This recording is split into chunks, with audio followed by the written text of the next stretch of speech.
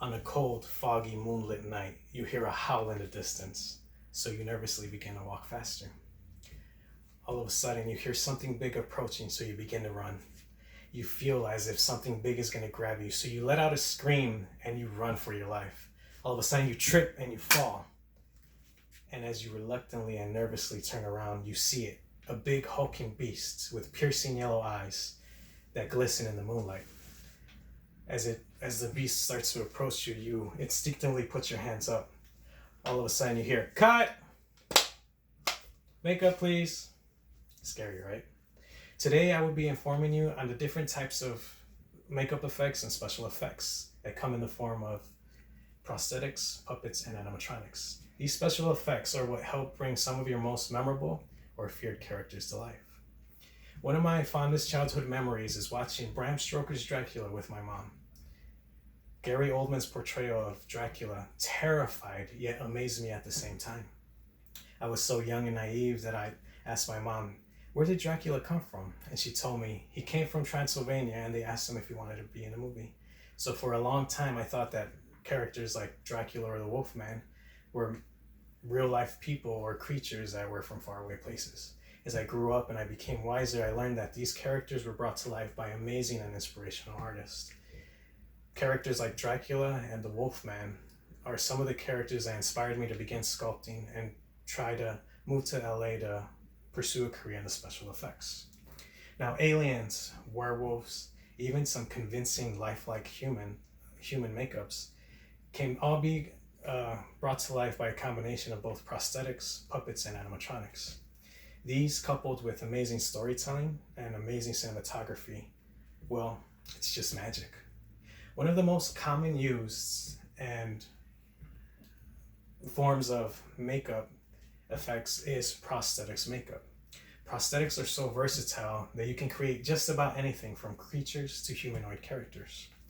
Now, prosthetics are so versatile that you can have them cast in a number of different materials like foam rubber, gelatin, or silicone. The process of making a prosthetic starts with a live cast. In a sense, you bring your actor and your actress and you cover their entire face with either alginate or silicone. This process can be scary and taunting depending if they have claustrophobia, as some people describe this process of being buried alive.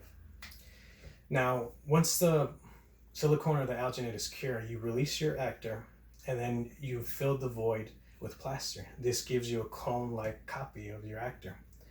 And from there, you can start adding clay and start beginning the process of sculpting. Once you complete your sculpture, you can make a mold. And once the mold is complete, you bring out the plaster copy and you clean the mold. From there, you put back your plaster copy and you fill it either with foam rubber, gelatin, or silicone. And then once this cures, you pull out your mold and voila, you have prosthetics. Now, another form of Hollywood magic that has given us some of the most iconic characters in movie history come in the form of puppets. Now, puppets have entertained us for generations, not just from the big screen, but also the small screen. Puppets come in a number of different ranges, from cable puppets, rod puppets, to marionettes, or even the classic hand puppet. Now, the process of making a puppet,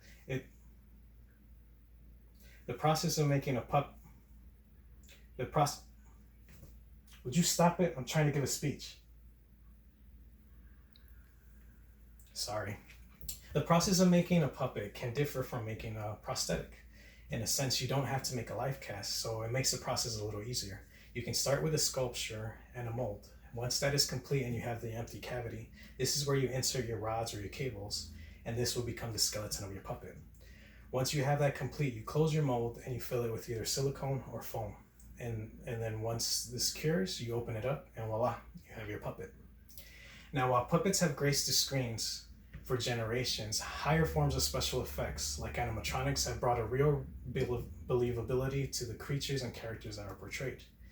Animatronics help bring a lifelike performance and to help with actions that actors can't physically complete. So the versatility of these animatronics can be seen not just on the big screen, but in theme parks all over the world. Now, animatronics are similar to puppets where they can be controlled with either cables or rods, but more in common, they're controlled with servos and motors. Now, the process of making these animatronics depend on a number of things. If the actor is going to be using it, then you need to start with a live cast so it can fit the actor perfectly. If not, then you can skip right over to the sculpting and molding phase. Once this is complete, the most important part is making an underskull. This underskull is usually made out of rigid hard plastic, and this is what's going to house your servos and your motors. This will keep the actor safe and your motors and your servos safe. Now, as you can see, it takes a lot of creativity and hard work from the makeup department to bring to life these amazing characters. As I informed you today, prosthetics, puppets, and animatronics all combined together bring us some of the most memorable and amazing characters that will live on forever. As we see, Hollywood magic comes in many forms, like prosthetics, puppets, and animatronics. These work of arts are some of the most entertaining and memorable characters that will live on for generations to come. Now, while I've grown up with monsters and characters for my mom's love of movies, I have found and gained an inspiration and respect for such amazing characters and the artists that portray them. So this has prompted me to start working on my own makeups and sculpting sculptures and animatronics in hopes that one day I will be able to move to Los Angeles and have my hands on working with some of these memorable characters. Hopefully, as this can serve as an inspiration for the youth like I was. All right, time for Werewolf Attack number 1, take 1. And so, cue the lights, fog, blood, and action.